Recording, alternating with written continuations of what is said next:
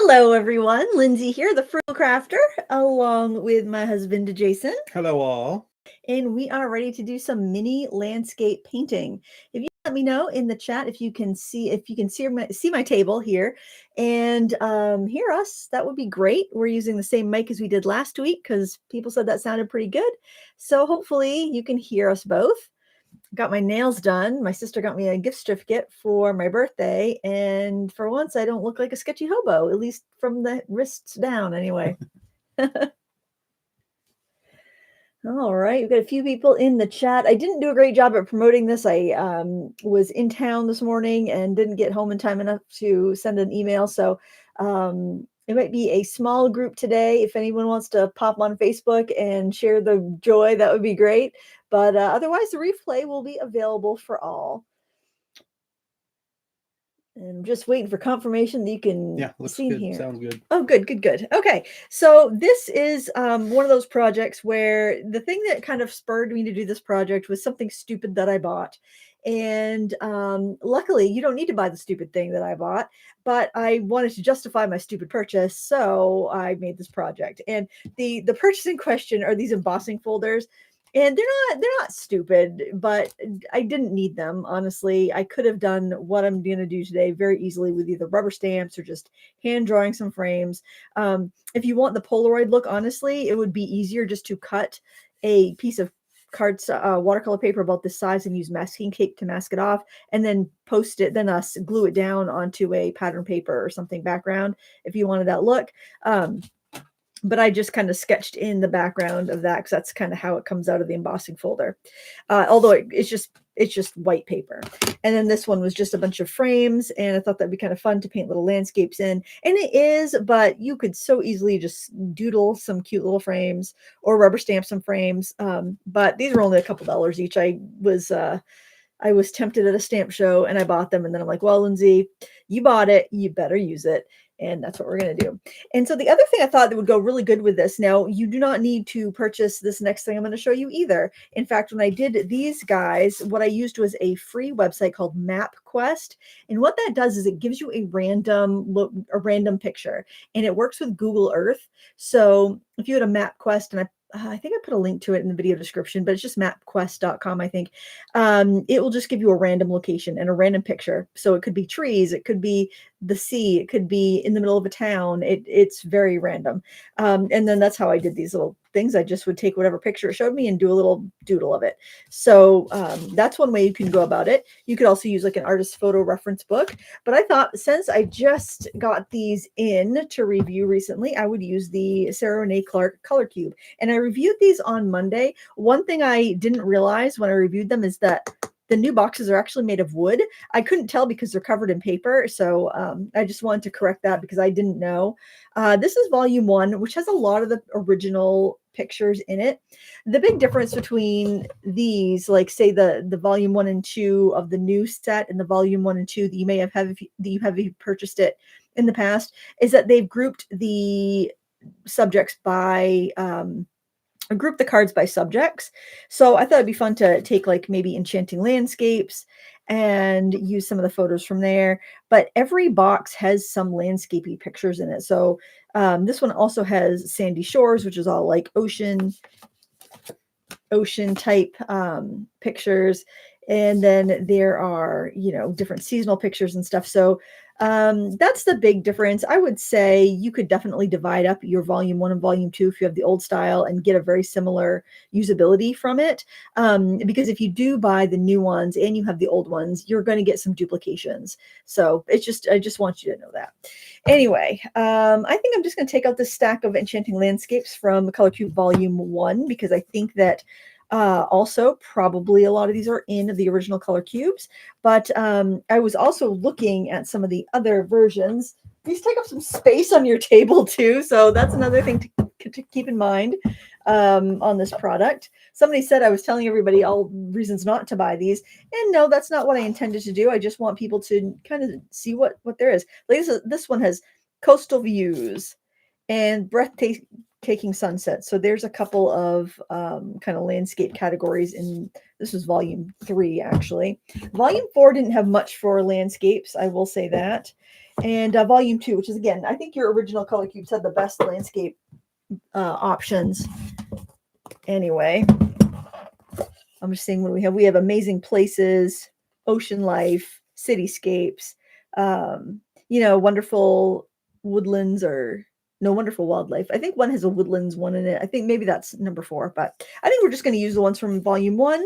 Keep it easy, keep it simple, and we're going to do some quick little landscapes. So what I have prepared here, I have 2 of the Polaroid embossed images, which, again, take a rectangle, use masking tape to mask out a square. It's going to be the same deal. And then I've got one of these with the variety of tiny little frames. And these are just embossed with watercolor paper, and any watercolor paper is fine. The other products we're using, I've got some watercolor brushes from Bialk. This is the 1030 set. These are all synthetic brushes. They actually have 10 different brushes, 10 or 12. There's a lot of juicy ones in there too, but they're just too big for this project. But that's a nice little set, and I linked to that. It comes in a zip-up wallet, so it does kind of make a nice gift set if you were looking for something like that. And we have this set of watercolors, which I purchased this over a year ago to review, but then they went out of stock for like 6 months, and then I kind of forgot about it. So I thought today would be a good opportunity to use that. And this actually comes with a nice number 8 round brush that you probably will be able to do everything you wanted to with that, to be honest. And I did give this a spray before we got going. So what I'm going to do first is look through the cards here and see what looks nice. That looks like a good one to do. I painted that one before. That would actually be a nice one too. This one's a little too simple, I think. That one, yeah, that one's not speaking to me. I'm looking for ones that I think would be, oh, that's kind of pretty. That's a maybe. Ones that I think would work well for this like tiny format where we don't have a ton of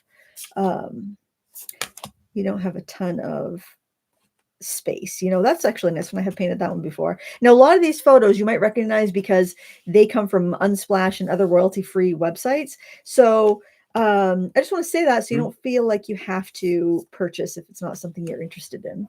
I think that answered a question somebody just posed too, that they're royalty-free, all the color cube images. Not all of them, because there is in volume 1, there's a category called beautiful food, and that was in the original series, and those were not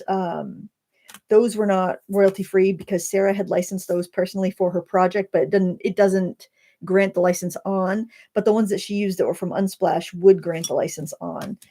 So yeah, it's something you have to be careful of. I intend to email Sarah and ask her specifically what ones of these, like some of these we used in our 30 days to better watercolor and better painting classes. We used that one. So yeah, you do. I'm going to ask her for some clarification on that, because that's something that a lot of people want to know. We've got quite a few good options here. I think I'm just going to go right ahead and start off. Now, to make the frames show up a little bit better, one thing I like to do is to take an ink pad, because this is an embossing folder, so it gives you a raised edge. Now, there's 2 things you can do. One thing you could do is like make a little mask, and you could do this if you had frames you stamped, but I did make a little mask here that I could lay over there if I wanted to use some like gilding wax on it. But that's kind of a pain. What I'm going to do is just the easy thing, and I'm just going to wipe this ink pad over the entire surface. Oh, made it a little bit messy in spots. That was probably not the smartest thing, but I think we can get some little landscapes in there. And then for the Polaroid, I'll just paint around the Polaroid. So let's see. This one will be kind of like a warm-up. We'll just do a bunch of tiny little landscapes, and then we'll spend a little more time on the Polaroid one. And again, if you have questions, again, I haven't even said this yet. If you have any questions as we go along, just type the word question in all caps, and then that will catch Jason's eye so he can ask the question on to me. All right, let's see. First, I think I want to pick out the 2 that I think will be best for the bigger images. And I really like that one. I think that would be really pretty. I want to choose ones that I haven't, that I've never painted before too for the big ones. And that's a nice one too. I think that would be pretty in the Polaroid one. And these other ones we can use for the smaller ones. And we'll just do quick little images. And the key here is I just want to warm up, basically. So let's see, that's a big one. I could turn these this way too. That might be a better way to do it. Let's do that. And I think I'll zoom in a little bit.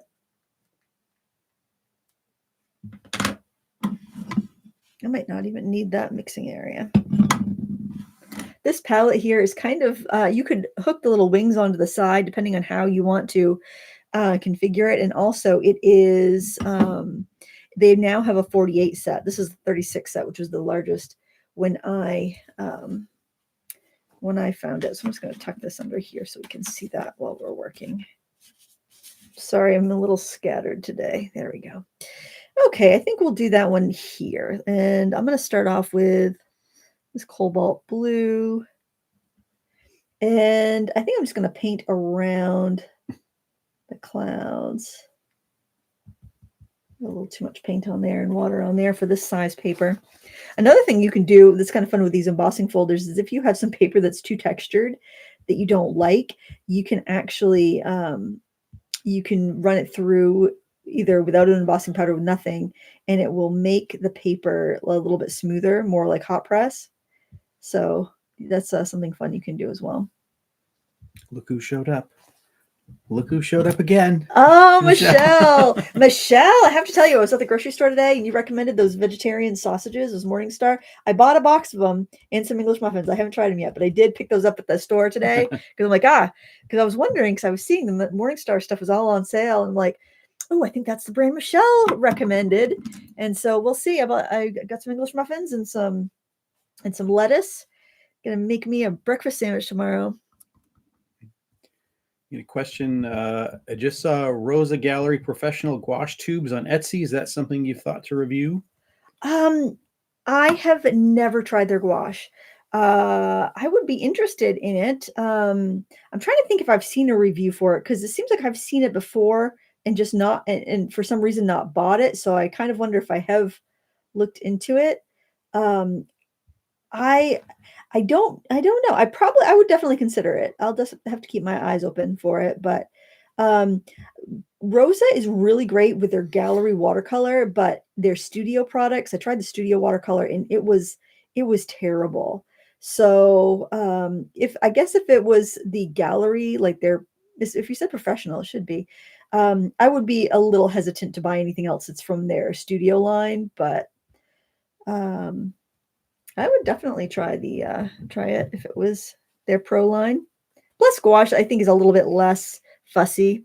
Now, in this reference photo, the water is much more tealy than the sky, which is unusual, but there are lakes like that, especially up in Canada, that have that kind of more turquoisey type blue. So I'm going to mix something that's a little bit more like that. Get this kind of turquoisey. I'm going to take some emerald green. And these Phoenix watercolors here they're professional. They are the artist's line. They are more similar to the Cotman line. So if you do not like Cotman paints, I would recommend that you stay away from these. But if you like Cotman paints, they're a wonderful option. They are equivalent. I do believe they're making the paints for Cotman, Winsor Newton Cotman's line. They're uncannily the same. I've swatched them side by side. I like to use a flat brush when I'm doing mountains and hills.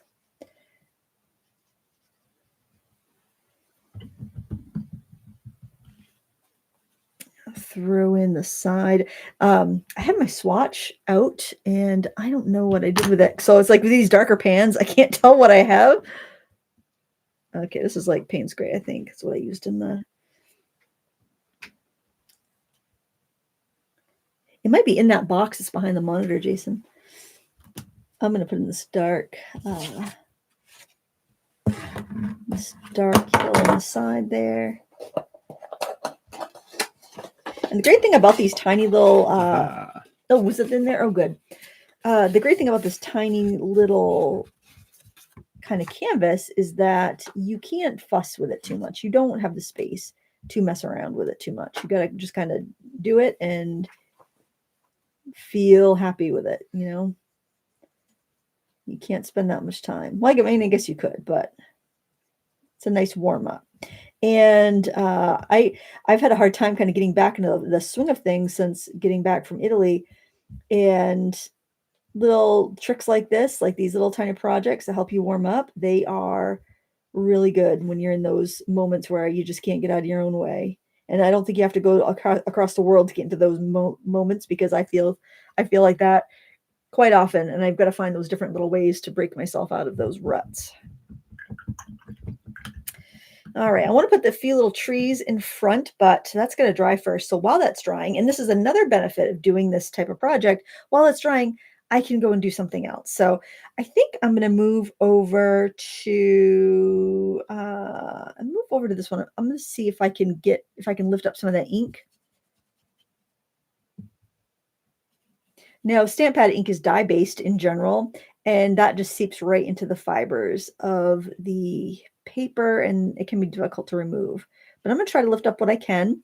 And if I can't lift up that much, I'll just either make a imagination landscape, which is probably what I'm going to do, because I didn't lift up too much of that, or I could find something that kind of has those colors in it. Well, first I'll go and see if I have anything in this little group of cards that has those colors. Oh, you know what? I think we could do that. I think that would work. So I'm going to go back to this. This is a really nice brush that's in that Phoenix set. I must say I've been pretty impressed with the stuff that Phoenix has come out with. I've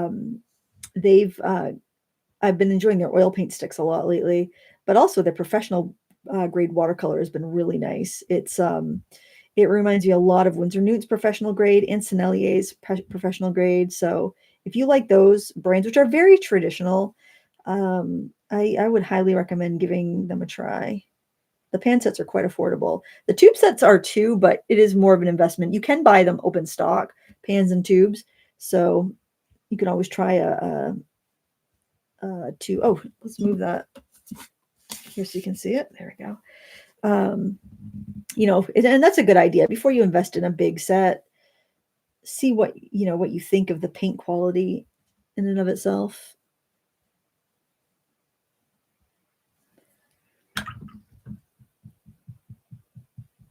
I'm not sure how the white is on this, if it's opaque at all. Generally, I'm not using the watercolor white, but I might want to in this case where I've got ink in the background.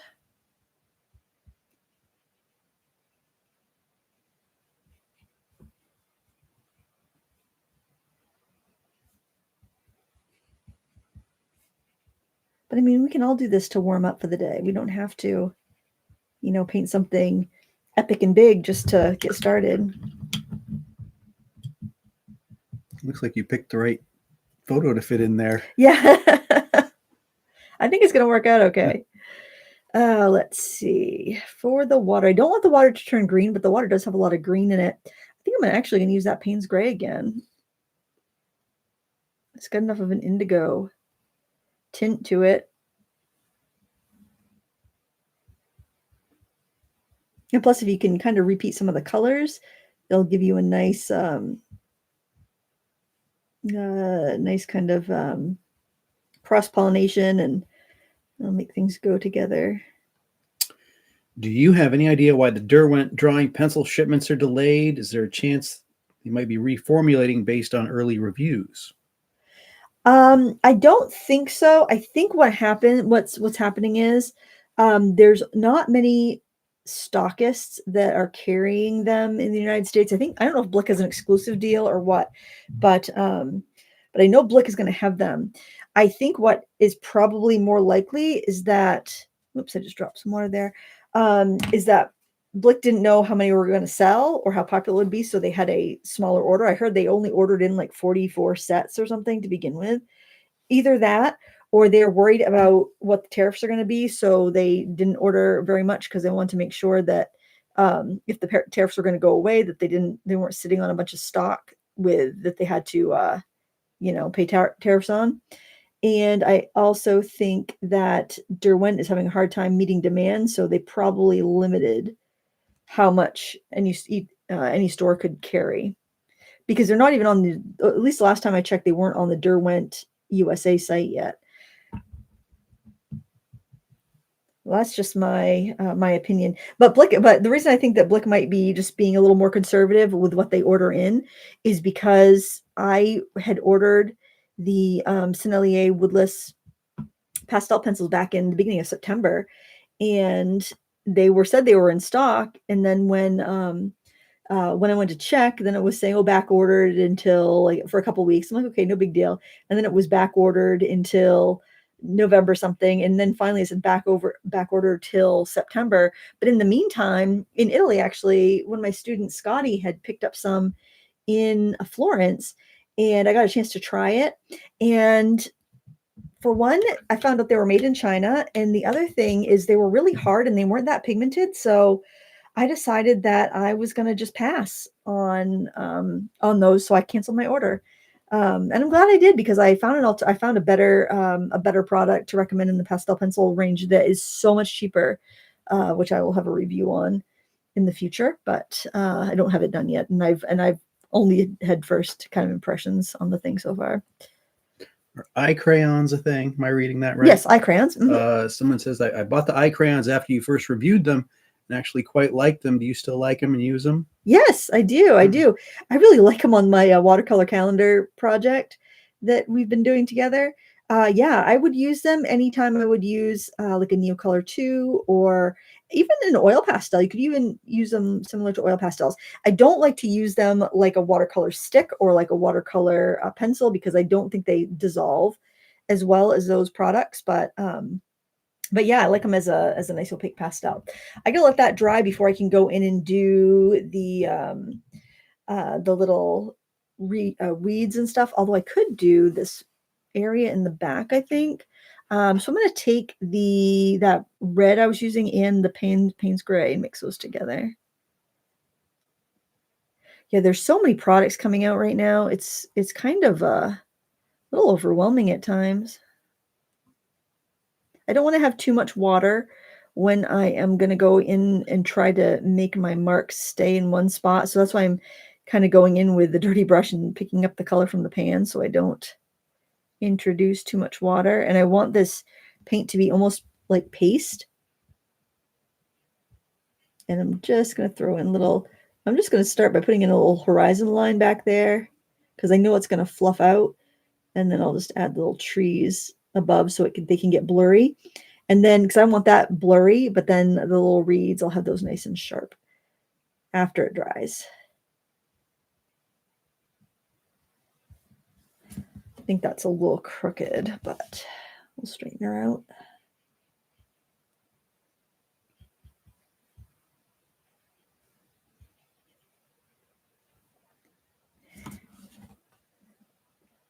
Yeah, that's coming out. That's coming out. All right. All right, let's let that dry and go on to something else. We can actually come back to this guy and add those trees in that I was talking about.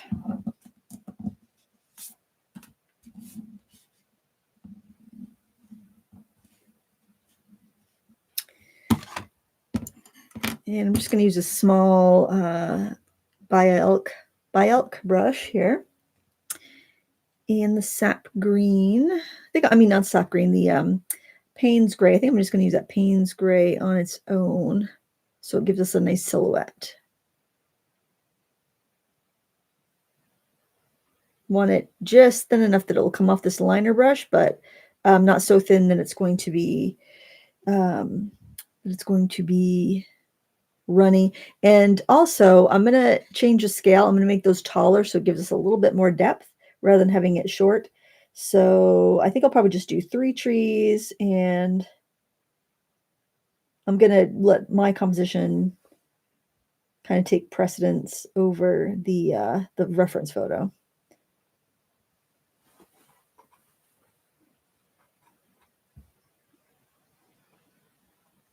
Oops, got a little hair on the end of that. I'm going to snip it.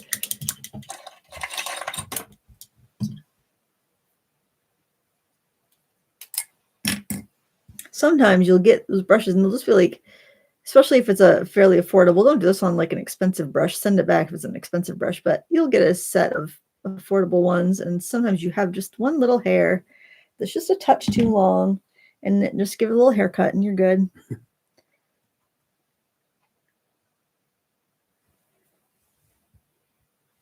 When you're getting 10 brushes for $30, you might need to do a little barbering.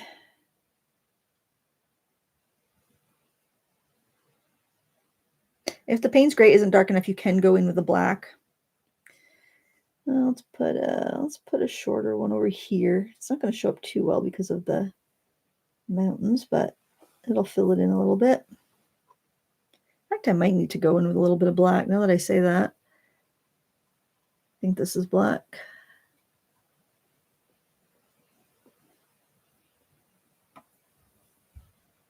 Oh yeah, that's a little bit darker.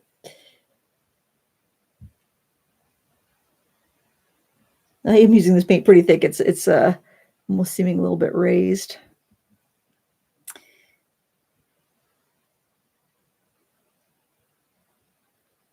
And, you know, just dab on some branches. You can't really see too much detail at this size, so.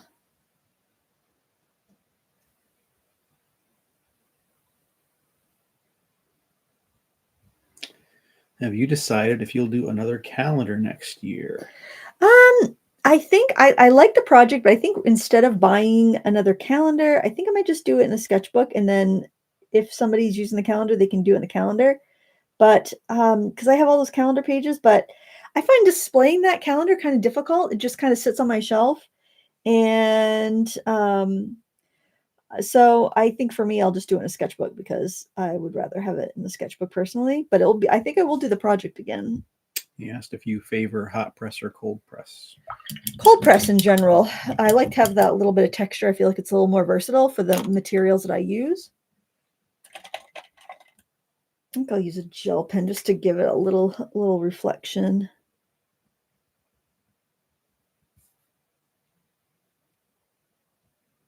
There. Also add some puffiness to the clouds if you want to, the gel pen. Remember, we're just playing with these little ones, just experimenting. That's still wet, so we're going to go to a different different card. Oh, that one's really pretty. Let's see. I think we could.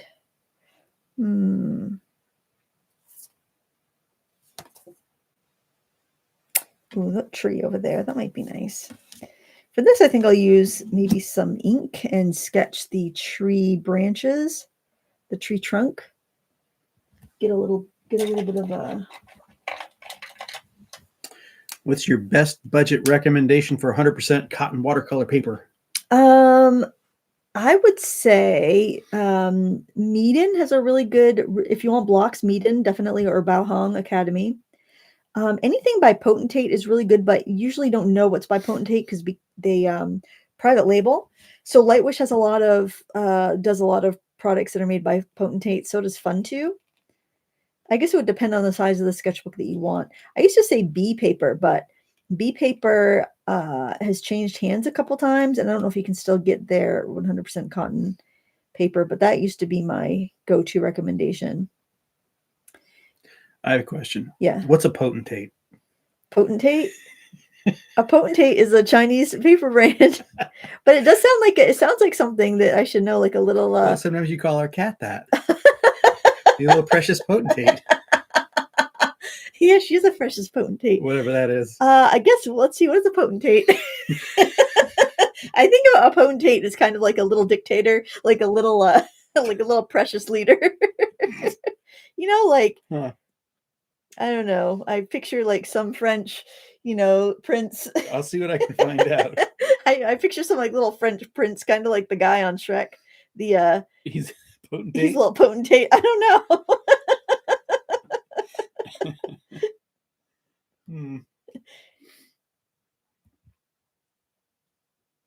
Wow. What? What's it mean? Well, you're kind of right. It says monarch. Doesn't say they have to be tiny, but one who has the power and position to rule over others. Well, Frida is a precious little potentate. Yeah, that's a cat, I guess. I'm just going to do one tree here. Oh my gosh.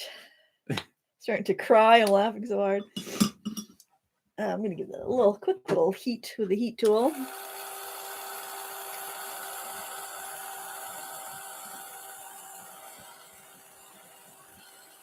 There, your vocabulary lesson for today. Isn't that nice? Everybody learned a new word today. Yeah.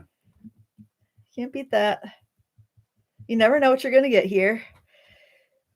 Oh, let's see. The background is kind of a little bit of a bluish, almost looks like it could be a little minty. Let me try this little minty color. We use this emerald green. Let's add a little bit of that cobalt blue. Oh, maybe some of this. Let's just try to make a soft. Christine says it's a potato dish you have at Christmas. Who brought the potentate? Maybe it is. I don't know.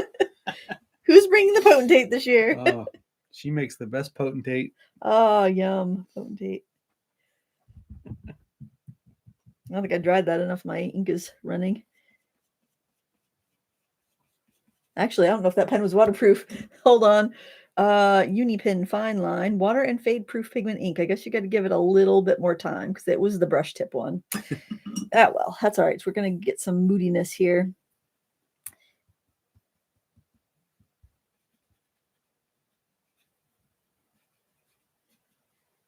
Oh, that looks kind of pretty just like that. But I do like the cherry blossoms. And I want to do that wet into wet so they kind of fuzz out a little bit.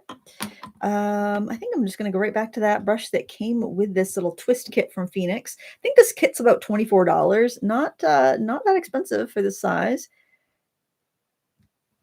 For 36 colors. Oh, yeah, I like how those kind of fuzz out there. Now you can go in and put more like detailed ones after it dries.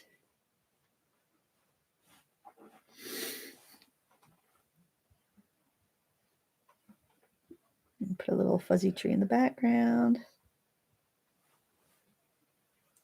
And some reflections in the water.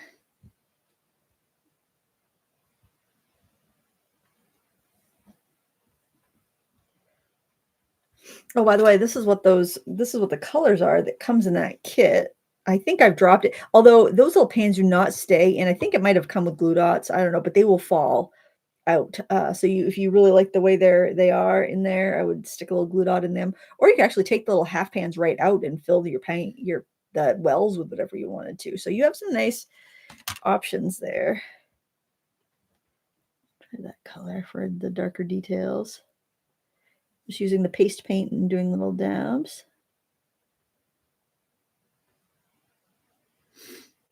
We got our first snow of the season last night here in Maine. I had to scrape the car this morning. That was a drag. Scotty's just joining from chilly Tampa, she says. Oh, chilly. Give me a break. What is it? A brisk 60 degrees? I feel like I want to put some more brown in there, though. I kind of liked how it fuzzed out. Scotty, I was telling everybody about using your Sennelier pastels. I would love to know how you're feeling of them. If you like them more that you've had them longer, or if you're over them, or how they're treating you.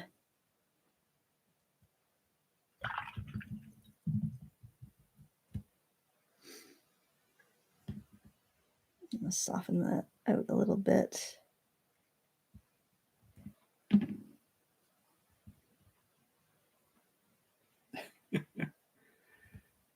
Scotty said 40 degrees this morning, but 70 now. Oh man. 40. We're at 40 now.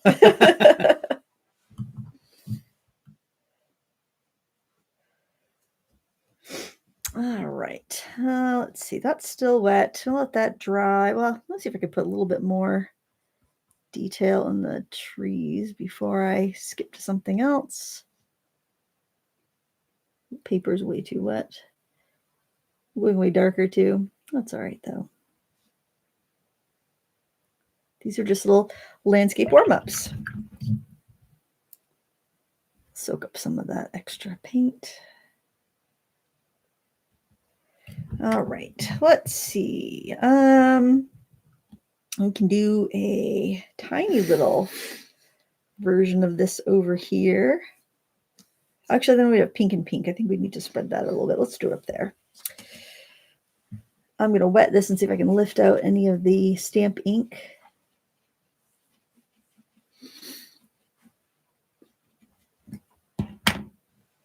Having the ink pad where it's smudged in the middle of my frames, it makes you kind of not so precious about it. So that's kind of nice.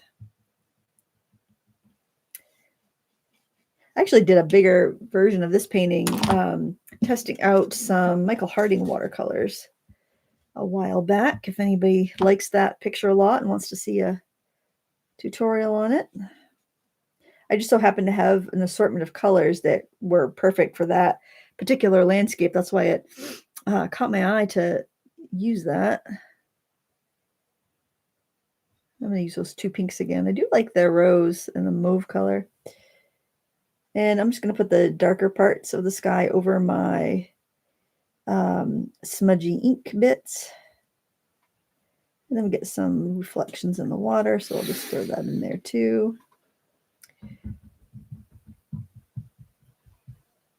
Going to grab some of that emerald greeny color, add a little bit of blue to it so it's not super green. I did give these a spray before we started today, just to make sure they were nice and awake. But there's nothing special about the paint I'm using. You can use whatever you have. Anything that's decent.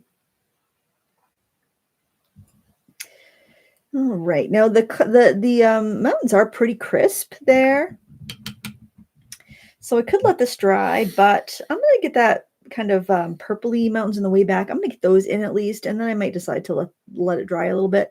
I'm gonna take that pink that I was using, and I'm gonna take the blue that we used. I think it was this one right here.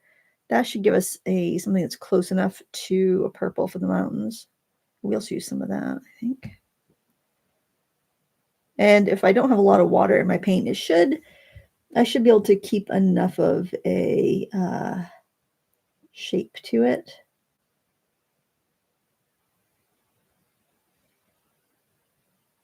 And then I'll let this dry before I go in with the more crisp mountains there. Maybe I'll bring a little bit of shadow down. So I know it just looks kind of like a mushy, pretty pastel Trapper Keeper design there, but it's got Trapper Keeper colors from the days of old day. And let's skip over to this guy and just do a little sunset right there. I think I'll use the flat brush this time. This kit, by the way, has a little water cup that hooks on to the side there, and then it's got a sponge over on this side with a little gap for holding your brush, and that stuff all tucks underneath the kit. But that was kind of in the way, and I just thought I would tip that over if I didn't have it secured, so I'm choosing my regular water cups. But I wanted to show you that in case that's something that you are interested in. But I cannot stress enough that these paints are Cotman quality. I don't want you to expect expect the world from these. If you want their professional paints, you need to get the ones they label professional, not artists, because the ones labeled professional are a much nicer paint. I'm starting in with this bright yellow. I think it's probably a cadmium yellow hue. I'll throw a little bit into the area down here where there'll be some rocks. You got a couple of yes votes for the Michael Harding paints. I got that's already up for a tutorial. That painting is up. If there's any moderators in chat that could find this the tutorial for the painting I did of this scene on my YouTube channel and pop it in the chat, that would be helpful. Otherwise, I will go after the stream is over, find it and put it in the video description or a pinned comment or something so you guys can find it. But I think it was like last year. It's maybe earlier this year. It wasn't that long ago, but still you have to sift through hundreds of videos because I post quite a bit. Do they offer this palette with professional paints? No. Nope. Sadly, no. No, they only have the professionals in tubes, open stock, half pans, and half pan sets. But you could buy the tubes and refill it. They have a set of 36 tubes. You could go that route. I'm just taking the permanent rose here and adding it into the sky. And I'm going to add some. Basically, I'm going around the yellow. If it blends into the yellow, that's all right because it'll give us that orange tone. But I want to leave a lot of the yellow showing.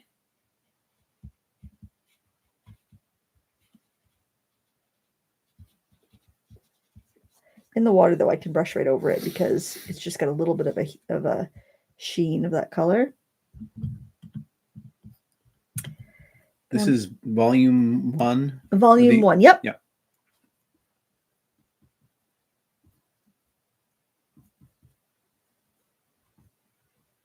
Yeah, I've had a lot of questions about these cubes since the review on Monday. I did a review of the originals back, I think 2022, maybe 2023. I don't know. It was a couple of years ago, and I really like them. I love how these are organized, but also I would be remiss not to point out that you do have a lot of repeats because she kind of revamped the whole thing. It's not all new stuff, so just want to make sure people are aware of that and they can decide whether it's, a good fit for them. This is the old volume 1? This is the new volume 1, but okay. I think it's also in the original. If you go to the Color Cube website, I put a link in the video description. There is a frequently asked questions section, and it explains what they took out of the Cube 1, and what they kept and what they got rid of, and where they reassigned some to like fit categories better.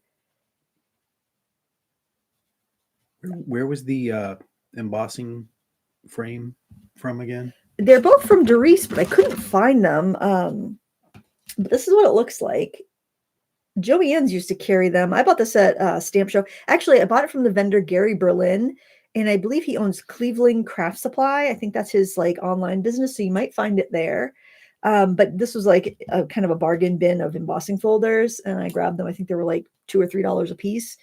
So it could be that they're discontinued, and I think Michael's bought Doris when they bought AC Moore back in the day. So who knows? I swear it's like the big cannibalization, all the craft companies. All right. Oh, that's looking kind of pretty, I think. I'm going to get in some red. Let's see. What red do I want to use? I think I want to use, let's see what this one looks like. Yeah, that one will work. That would be alizarin crimson.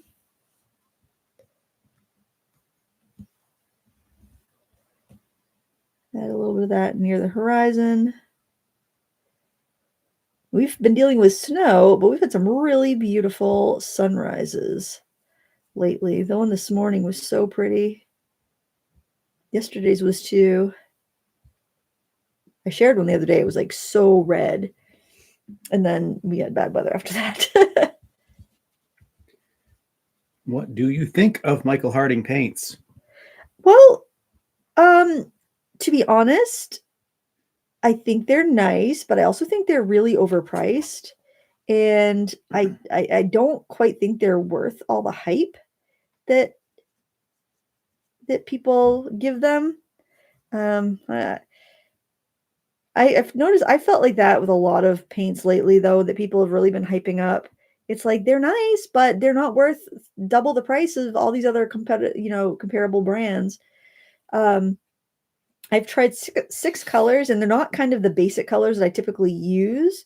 So it's like if I was to compare an ultramarine from a different company, it'd be a lot easier because I'm so used to using that color. The colors I used were not very common colors. They were nice. They were good quality, but I don't think they're worth more than the cost of, any other major brand. But that's just my opinion. All right, we gotta let that dry before we can do anything else. Let's see. That's that's almost, oh shoot, I just dropped some water on it. It was almost dry before I dropped water on it. Well, let's see, what are we gonna be able to do for those little guys? Those are so tiny. I don't know. We'll just have to, I'll just make something up because that's tiny. Let's just make up a couple little scenes here.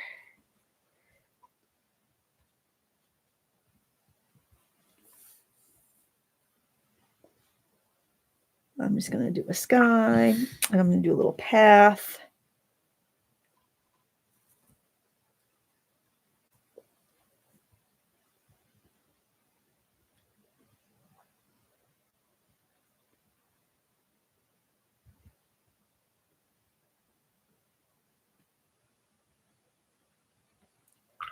Do some grass. We're just going to keep it simple. See, does this not have a sap green? Oh, it has an olive green. Oh, it's over here.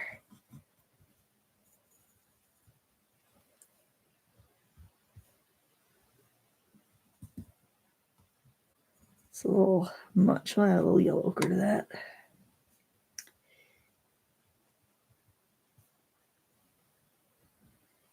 Sometimes you get a little too dependent on reference photos.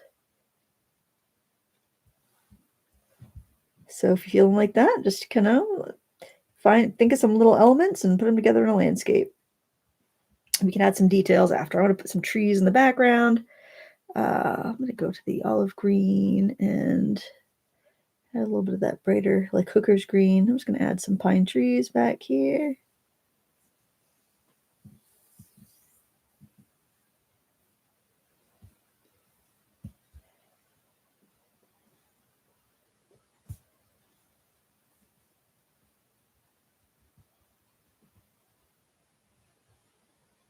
And once that dries, I can define the little path out a little bit more. Call that a day. And then let's see, what should we do for that little one up high? Well, I've kind of got a little horizon line there from the ink. Why don't I just start with that? Let's give it a little bit of sky towards the top. Do some fall trees. Let's do some yellow.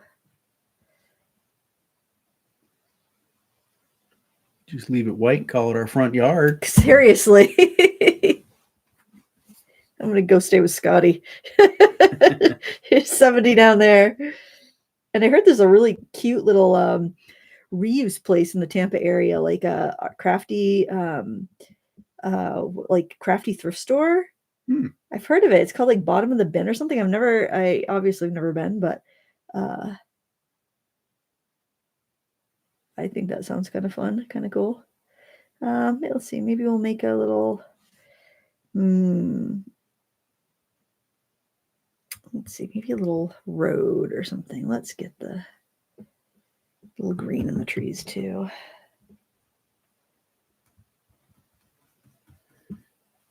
Karen's just joined in. Says, check out those fancy nails. Yes. I love them. They look like little jelly beans. I've never had my nails done before. I feel so fancy. I feel like a potentate. I feel like a precious little potentate.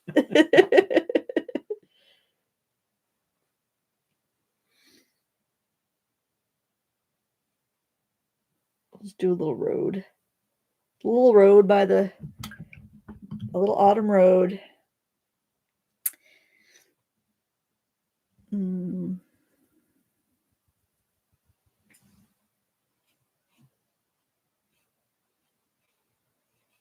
So this is a nice little warm up, I think. I'm just going to hit this real quick with a heat tool. We'll add some little details, and then we will move on to the bigger Polaroid pieces.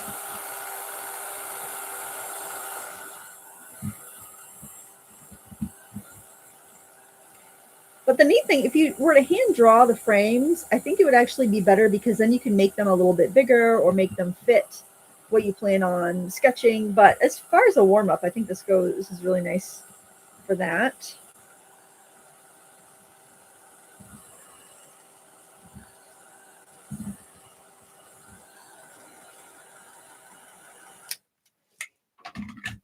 Hopefully that's dry enough. So I'm just going to go into this pen, I think. I've got a brown pen. I got brown frames. The thing just to keep in mind is you don't want to, if you have damp paper, you don't want to go in with a fine liner because you will damage it. I actually think maybe I will doodle on the frames as well. I do have some little gold stuff that I could gild the frames with, but like I did on my sample piece. I don't know if I like this or not. Maybe you should watch me do this and see if you like the look of it before you do it on yours if you're painting along. Are you going to add to the foreground on the sunset? Yes. Yep. That one has reeds. Oh, reeds. Yeah, that's right. I got to do the reeds on that one right here. Yeah, you know what? Maybe I'll do that with a pen. Why not? let's do that.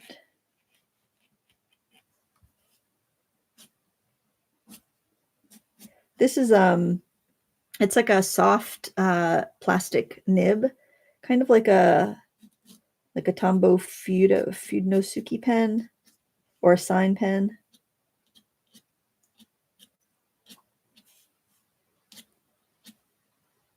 There's like wheat, so maybe I'll do some little individual stalks of wheat. We could do cattails.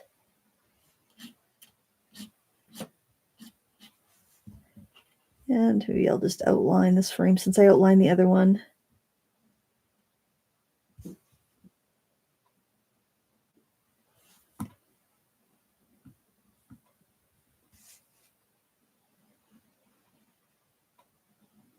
I think this would actually be a cute postcard.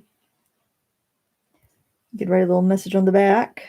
You could wax the images with either just rubbing a bar of wax over them or using cold wax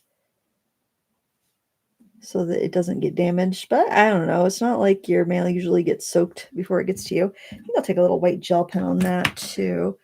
Maybe a thicker one though.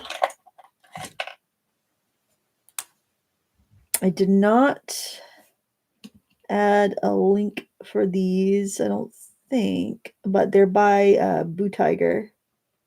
But there's other sellers that also have them. A little reflection in there. That might be a bit much, but let's see. Do I want this anywhere else? Did you say Boo Tiger? Boo Tiger. These companies have the cutest names. Potentate Boo Tiger. Let's see. I could also put some little cherry blossoms details with a white on this tree. You know, sticking to some watercolors and a white and brown pen or a white and black pen can force you to be more loose.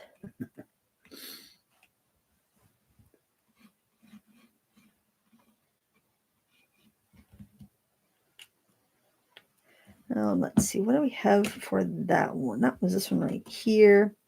Oh, yeah. We're going to go in with the mountains. You know what? I'm going to do it with a pen. Why not?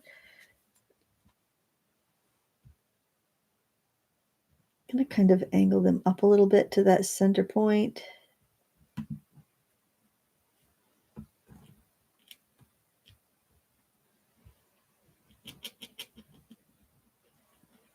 Fill them in kind of like a silhouette because, you know, because we're just doing this for a warm-up.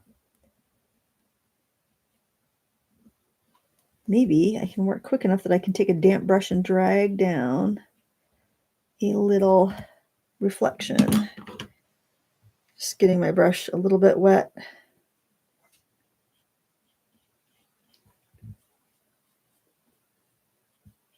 Yeah, just drag down a little bit of a reflection. When that dries, I can put a little sliver of light for a highlight. And then we've got this one right here. And this had some little rocks.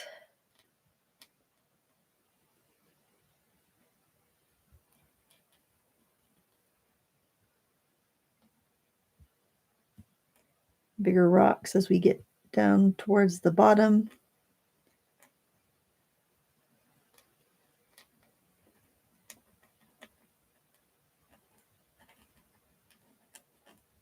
And yeah, you could do that with paint, but maybe we'll try to make that a little bit straighter.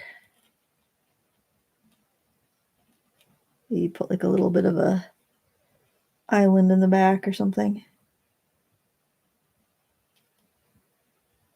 Have you tried the Strathmore 400 series watercolor cards lately?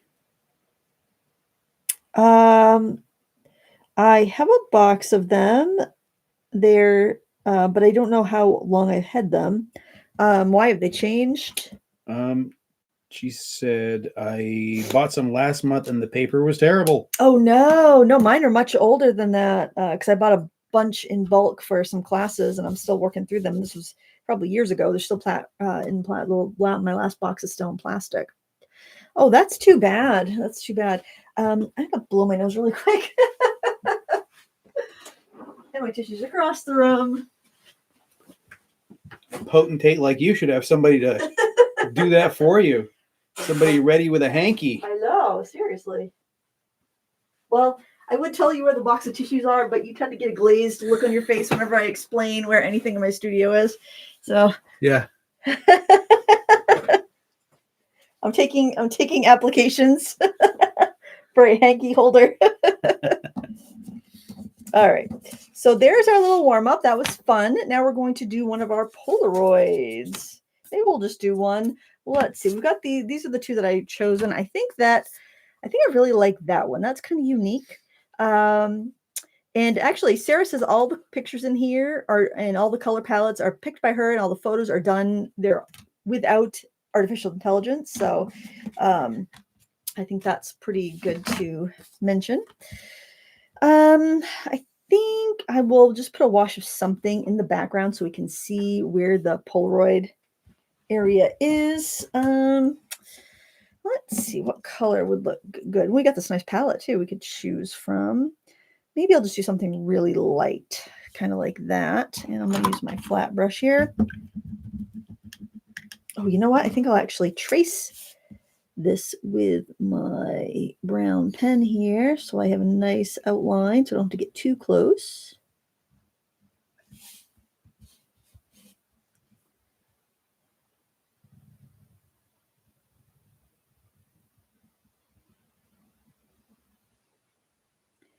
If I'm neat about it, maybe it'll look like a little drop shadow. That would be cool. But yeah, after I got this home and I started playing with it, I was like, oh, Lindsay, it would have been so much easier just to cut a piece of watercolor paper to that size and mask off a square. So I felt kind of ridiculous. And honestly, this project's been sitting on I have a stack of like this shelf that's got a bunch of trays in it. And I would have a different project in each tray ready to be recorded. And it's been sitting in that stack of trays for months. And I was like, you need to do this project or just put everything away because that's ridiculous. And I was like, oh, that might be kind of a fun live stream thing. And then when I started thinking about all the landscape references that were in the color cube, you know what? I think I'll actually make this into a wooden, like a paneling, like somebody's tacked their Polaroid up on a paneled wall. A real retro vibe. Some little nail holes. I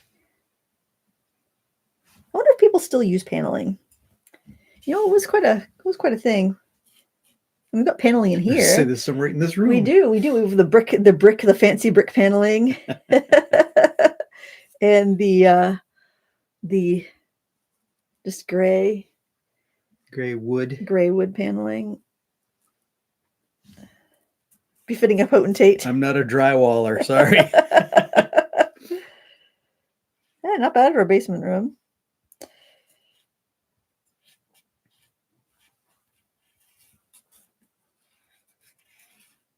I'll make this wood grain, by the way.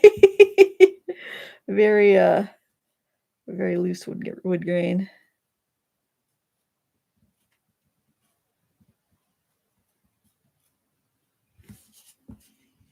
Charlie Brown wood grain. All right, let's give it a little watercolor in the background. Let's see. Let's just play with some of these browns. See what these browns look like. Oh, that's disappointing. Oh, I think it's more of a raw sienna.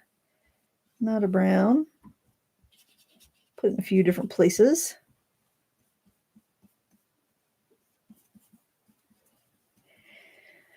I've been trying to catch up on reviews because I want to get my holiday gift guide put together here within the next week or so with all the big sales coming up. I do have some tea on some upcoming sales. And I'm going to let you know in case you've been making any plans to purchase any products.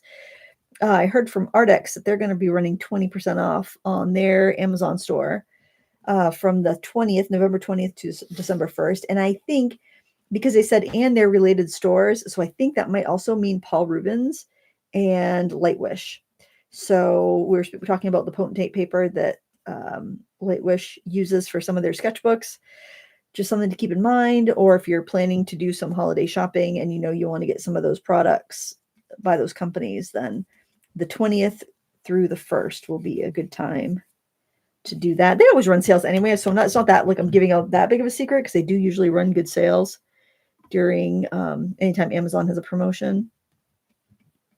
But I thought I'd mention it in case anybody is doing that. Phoenix will be running some sales. They're going to have, I think it's going to be a depending on how much you buy. Like if you buy, you spend like $0 to $99, it's like 10% off. If you spend, and all the way up to like $300 would be like 50% off. If I was reading their email correctly, that's going to be coming up pretty, and I think that's going to be the 20th through the 1st too. But don't hold me to that. But I just want to say that in case you were, unless if you saw a good sale on something, then go ahead. But I just want to let you know in case you were thinking of like their professional watercolors or their new large palette they came out with, or the oil sticks, they are going to be running some really good Black Friday sales.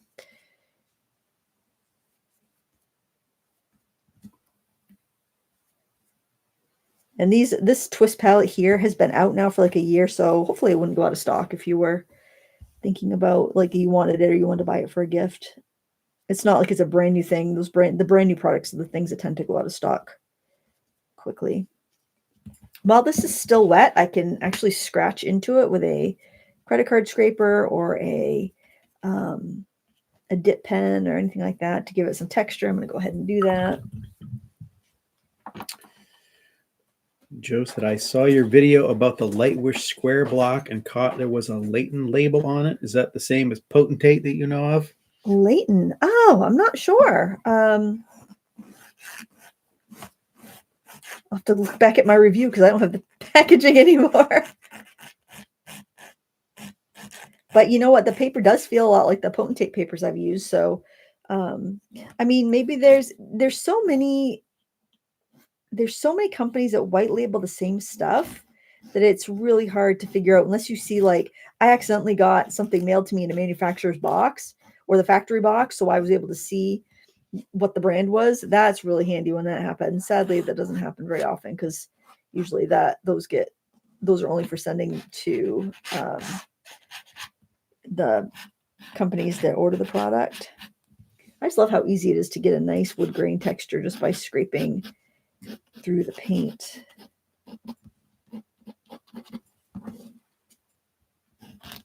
Yeah, those little blocks are really handy. I've been using those a lot especially for like doing stuff for reviews. I'm just trying to keep my scrapes straight up and down. All right. Hopefully I can manage not to stick my hands in the background.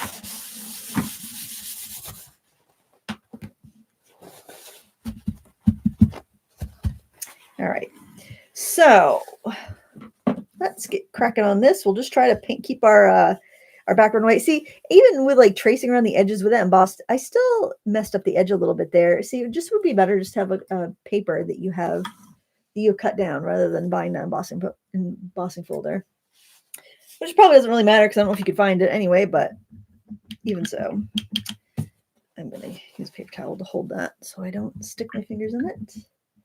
And so you can admire my nails. Keep your precious nails. Yes. Pristine. That's right. I know. Now every time I have to open a box of something and I'm like going to tear into it with my bare hands like a wildebeest, I think, oh, my beautiful nails, I can't do this. But then you just feel like a helpless little princess.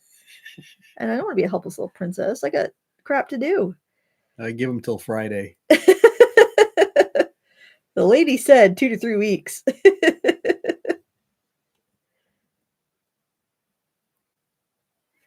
Give them until some real juicy art supply shows up and I, attack that sucker like the Tasmanian devil. All right, just adding a little bit of cobalt blue and just fading it down with some clear water. It's such a small surface. This is probably about, I would say 3 inches by 3 inches, the open area that I'm painting. Since it's such a small area, I don't need to be pre-wetting really. And I don't recall exactly what paper I'm using here. I'm thinking it might be, I'm pretty sure it's 100% cotton. I think it might be the, I'm getting a bloom there, but I kind of like how it looks like a cloud, so I don't think I'm going to try to smooth it out. I think it may be the, oh, I'm having a brain cramp, Cezanne by Hanamula. I'm also going to go ahead and sketch in our little water area here.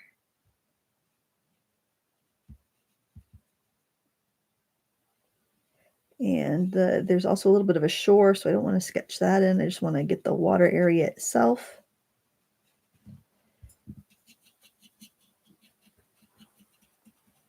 And let's see, add some kind of like golden color in through there. So I'm going to go ahead and put some yellow ochre.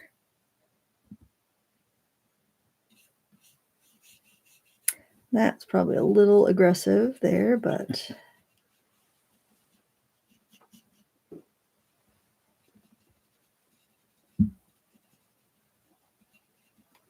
you also see a little bit of pink in there, and I think that would be pretty. So I'm going to go ahead and add a little bit of permanent rose.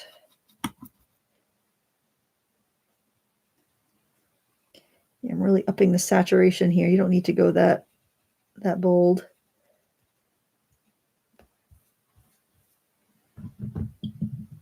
And I think I'm going to get some green in there. I'm going to use the olive green. This olive green is very much like a sap green. Actually, it's very much like Winsor & Newton's olive green and Cotman's olive green. Sennelier and Winsor & Newton, I preferred their olive green to their sap green. There's a lot of commonalities between those two companies, including the fact that they're shipping a lot of their production over to China. I have nothing against Chinese products. Obviously, I use them a lot, but I do have a problem with prices not reflecting the manufacturing costs, which is what happens a lot with Winsor & Newton, is they ship their stuff off to China to have it made, but then they're charging a much higher price. And I know the workers are not getting that price. They're not getting that pay to justify that price like they would be if it was manufactured in Britain or in France. Here's a question for you. If you were only allowed to buy all your supplies from here on out from one company, who would you choose? Oh, I don't think I could buy all my supplies from one company. I could buy them all from one store. I would probably say Blick if it was just one store, but I don't think I could do one company because there's not one company that would be my preference, and there's also not just one company that would have everything that I needed. Like if I could only have one brand of pastels for the rest of my life, I would say Schmincke. But if I could only have one brand of watercolors for my life, I would not say Schmincke. I don't like their watercolors that much. I mean, they're fine, but they're definitely not my favorite. And I use multimedia. I use a lot of different products, so I wouldn't be able to get all the stuff I use from one company. That's a great question, though. But sorry, you're going to get a politician's answer on that one. Take a little bit of this yellow ochre, maybe a little bit of burnt umber too. Add a little bit of a shoreline in here.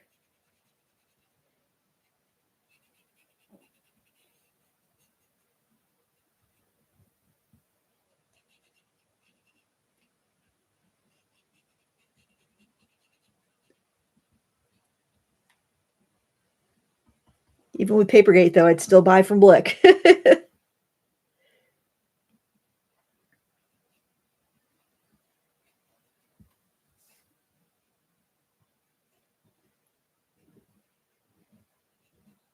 Just adding a little bit of this brown to give it a little definition at the shore. Okay, I'm going to have like a little bit of a hill back there, and then I'm going to put in the mountains, and then I'll put the trees in last. That looks nothing like the photo. Not at all. Not a lick. That's all right. It's inspiration, right? We're using it's like a beautiful hillside. All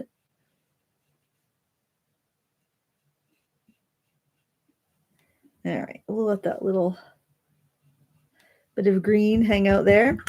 Okay. So for our mountain, that's a very goldeny colored mountain. I'm going to start off with some yellow ochre. And also load up with some, kind of double load my brush, get a little bit of burnt umber in there too. And oh shoot, I did not mean Watch the nails. Well, I know, it's just watercolor.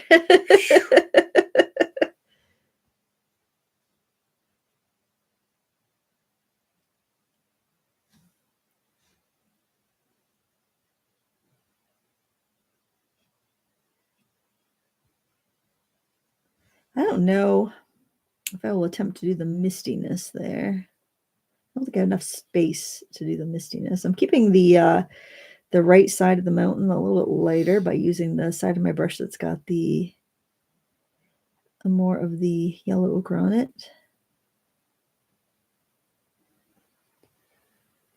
Did you get to see the northern lights here?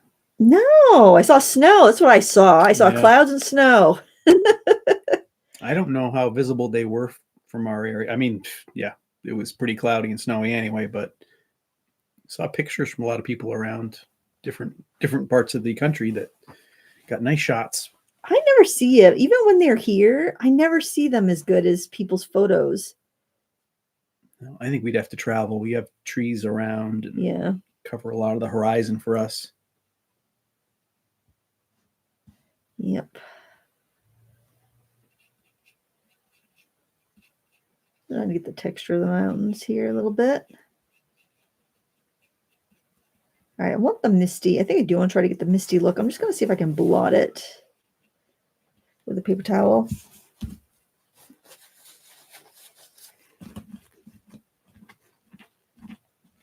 Oh yeah, that works good enough, I think.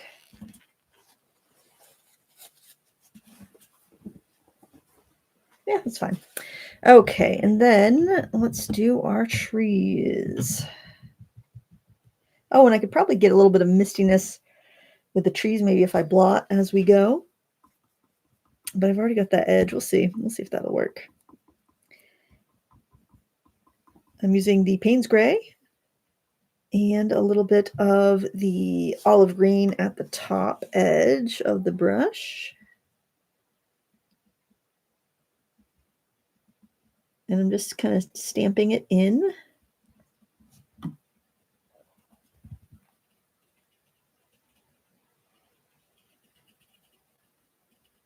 I can go in details with a smaller brush, but this will help me not fuss and get a little bit of a more random effect.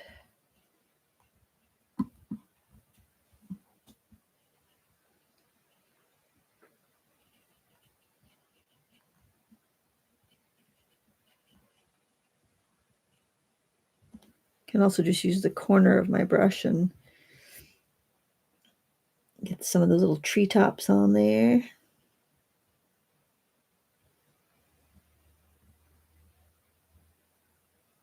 Couldn't believe the grocery store had wreaths out already. Like you could buy wreaths and kissing balls and garlands and stuff. 6 weeks, baby. Oh my word, I am not ready.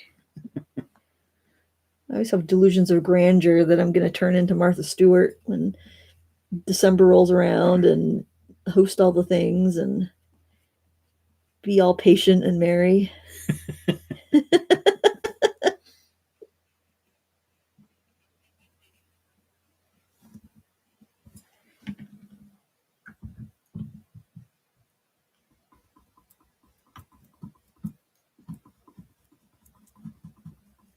Maybe this year, though. This is the kids, you know, the kids will be officially, well, the girls will be officially done college this year.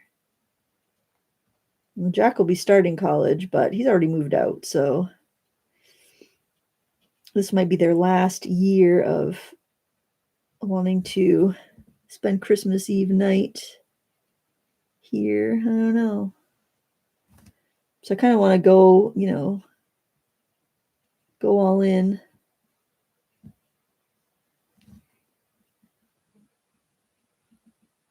I started buying things for stockings.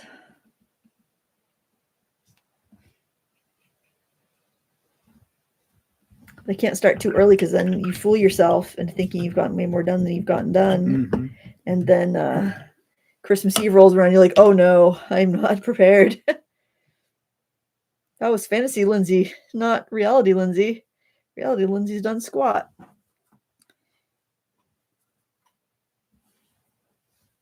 I'll do the same thing. Buy something in October, and then I feel like, all right, I've got a head start. I really got a lot done now. Nope.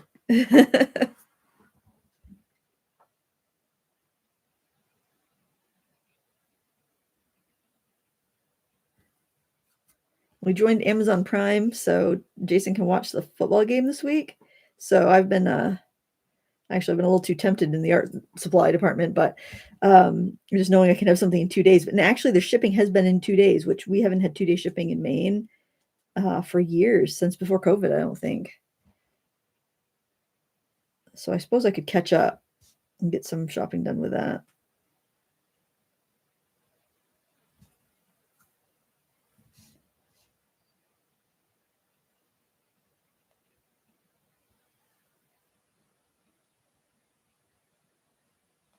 I'm just throwing in some kind of texture and just a little bit of, I'm just going to tip that because that's glaring, making it look a lot darker. Just a little bit of texture and things to define the treetops a little bit, so they're not just all lines.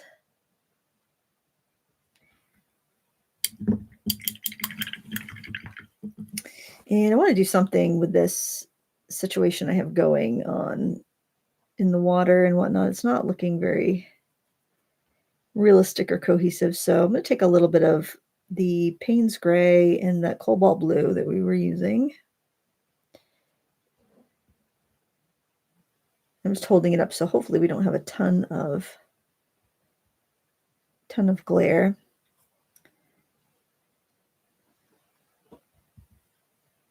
Just wanted to define the water a little bit. Oh, and we should have some reflections in the water now that I'm looking closely at the reference photo.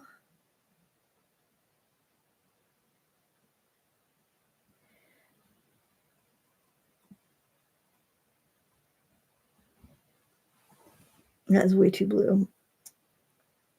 It looks really blue on my monitor, more blue than it looks on my page. So I'm not sure if my monitor is boosting the colors or YouTube is boosting the colors, or if I'm the only one seeing that. I should look at yours. It's much duller on this monitor. Yeah, that one looks a little, so maybe it's just my monitor.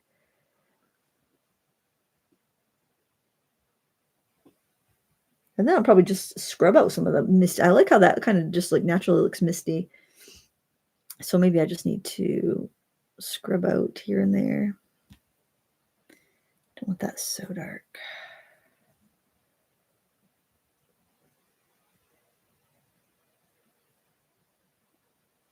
Just trying to figure out where I want these shadows to be, and then I will, once I get a bit of a plan, I will add more paint. Using this liner brush is a little bit safer because it's a small area.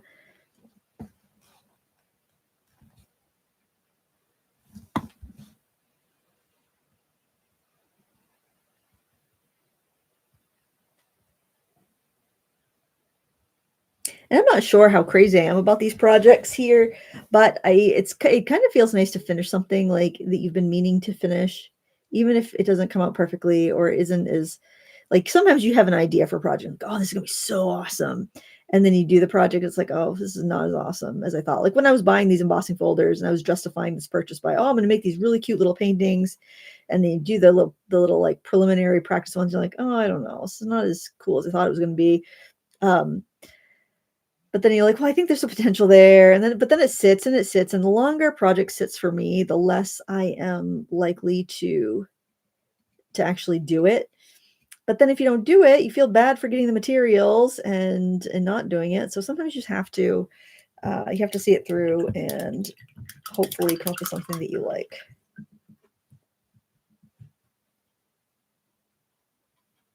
Taking a little bit of brown, take the water off the ferrule there so I don't end up with a big splotch. Mixing that with some of that Payne's Gray blue color.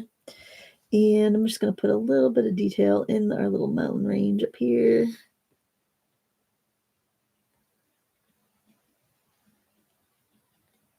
And then when you finish that project, you bought the supplies for it, you do it, you finish it, then you can pass the supplies on. If you find that it's not your cup of tea, you can get rid of them without guilt because you gave it a fair shot. It's like maybe you want to learn how to knit and you go and you do your project and you're like, well, I did that. It's not for me. You can then, with no guilt, let the supplies go. You can pass them on because you know that you tried it and you didn't really like it. And then, rather than just kind of letting it molder on a shelf for, years and then feel bad about it every time you walk by it, and then be like, oh, I should have done this, should have done that. No, you'll know that you tried it, you did it, you got the utility from the project, from the supplies that you bought, and then you can pass them along, having learned that that's not for you.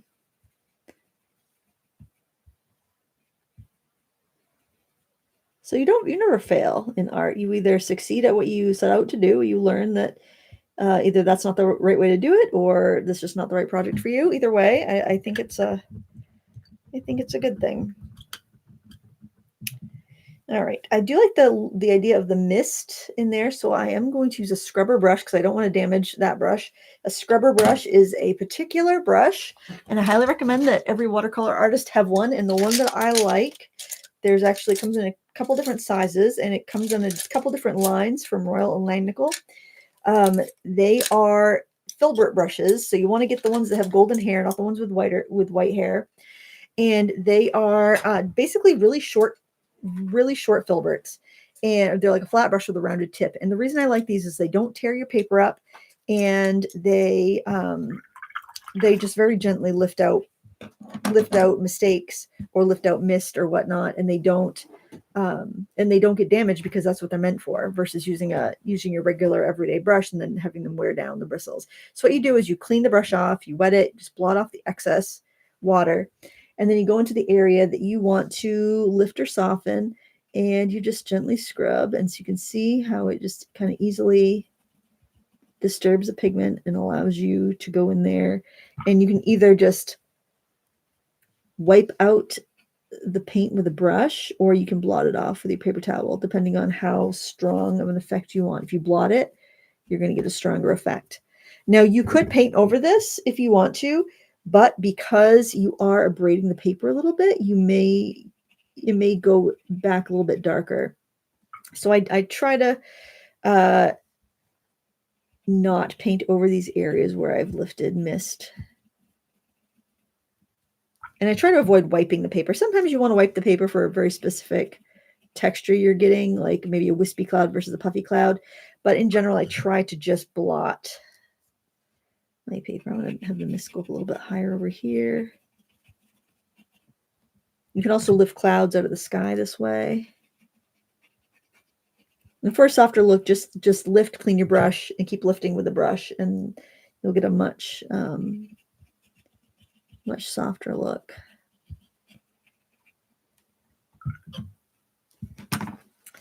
You just do a little. Okay, I do think I want to put some bright white sparkles in the water, so I'm going to, or maybe even just like with a chalk pastel, or pastel pencil, so it's not super bright, but something anyway.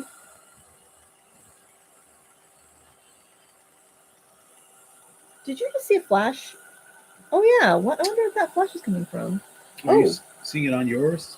I think it's just. Yeah, no, I saw it on mine too. It must be your heat tools on. It's interference. Oh my gosh, it's interference with the heat tool. I'll carry it over here. Maybe get it away from the camera a little bit. Oh, that did it. Yep.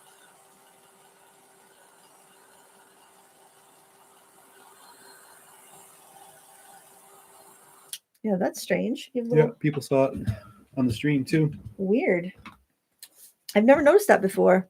And I've used that heat tool all the time, and I've been using this camera for a couple of years. I'm just going to redefine the planks and the little nail holes. This is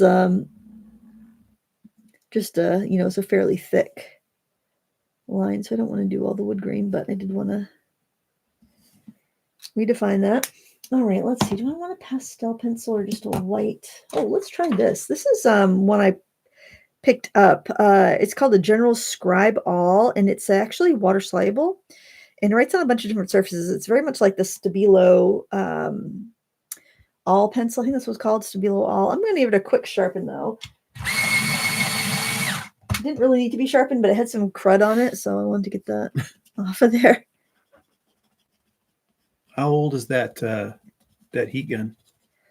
That was your sister's. Wow. That was Wanda's, yeah. Because people are saying they've never seen that, so I just wonder if that thing's on the way out or something. It is really, I can't believe how long it's lasted, because I've had other heat tools in the meantime, and yeah, that was Wanda's, and she's been gone for 13 years now, hasn't she? Yep.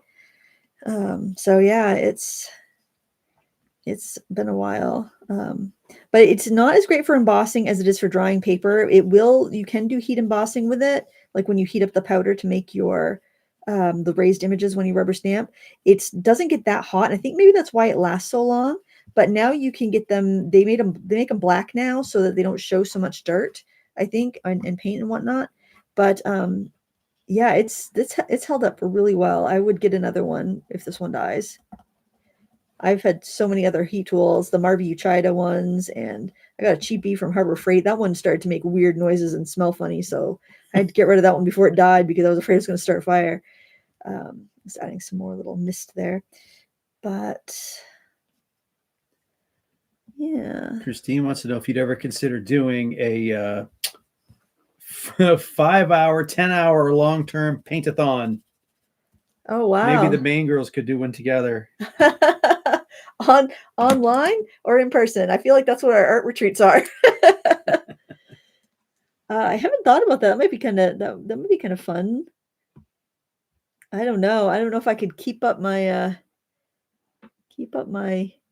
energy. Well, not that my live streams are terribly energetic, but that'd be interesting. I think the longest I've ever streamed has been like 4 hours. Whew. And that's long. That feels like a long one. I bet. I'm just going to clean up the edge. Oh, shoot. Clean up the edge with my pen. My awesome white gel pen. I'll have to put a link for these. These are so good. Oh, I am not doing a great job at making things tidy, though. But anyway, there's that. There's that little picture postcard. I think I'm going to call it a day. I think that I have done this project, and I feel happy with the fact that I did it, and it's done. I remember there's another YouTuber. Her name is Shannon Green. She's a riot. She makes these altered books and altered magazines and stuff. And people ask her, "Well, what are you going to do with it now?" And she's like, "I did it. It's done. There it is."